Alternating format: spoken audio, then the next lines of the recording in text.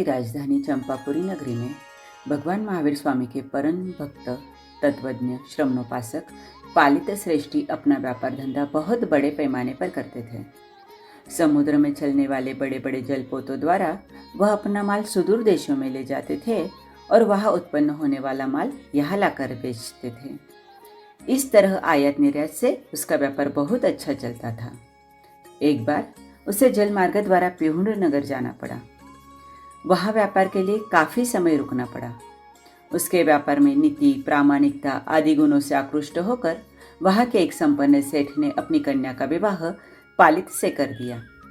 कुछ समय पश्चात जब पालित की पत्नी गर्भवती थी, तब पालित अपनी पत्नी को लेकर चंपापुरी की तरफ रवाना हुआ। पालित की पत्नी ने समुद्र यात्रा में ही एक सुंदर स्वस्थ बालक को जन्म दिया। जहाज में समुद्र के बीच जन्म होने से उसका नाम समुद्रपाल रखा गया। उचित उम्र में उसे कलाचार्य के पास शिक्षा के लिए भेजा गया। यौवन अवस्था में पहुँचते पहुँचते वह पुरुषोचित 72 कलाओं में निपुण हो गया। उन्होंने नीति शास्त्र में विशेष योग्यता प्राप्त की। पिता ने उसके समान उम्र वाली रूप एवं गुण से संपन्न रूपिणी नामक सुशील कन्या के साथ उसका विवाह कर दिया। वे दोनों देवतुल्य कामभोगों का उपभोग करते हुए आनंदमय जीवन व्यतीत करने लगे।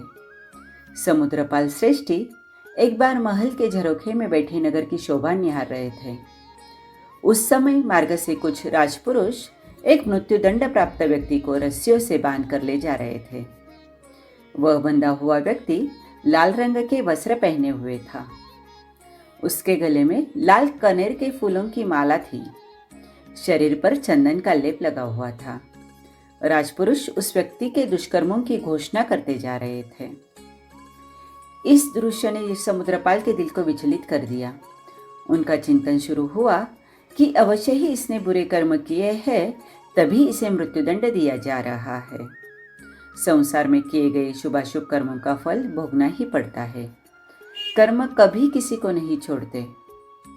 मैं आज महलों में जिस सुख का अनुभव कर रहा हूँ, वह पूर्वभव में किए गए पुण्य का ही फल है। बुरे कर्म तो बुरे फल और अच्छे कर्म तो अच्छे फल। इस प्रकार गहराई से चिंतन करते करते उन्हें जाति स्मरण ज्ञान हो गया। ज्ञान के आलोक में उन्होंने अपना पूर्वभव देखा। उनका मन संसार से विरक्त हो गया। माता पिता से आज्ञा लेकर दीक्षित हुए। इस कर्म रूपी दलदल से निकलने के लिए पुरुषार्थ में जुट गए। विशुद्ध संयम का पालन करते हुए पाप और पुण्य दोनों कर्मों का क्षय करके जहाँ पर जाने के बाद जीव वापस नहीं आता, उस 5वीं गति मोक्ष को प्राप्त किया।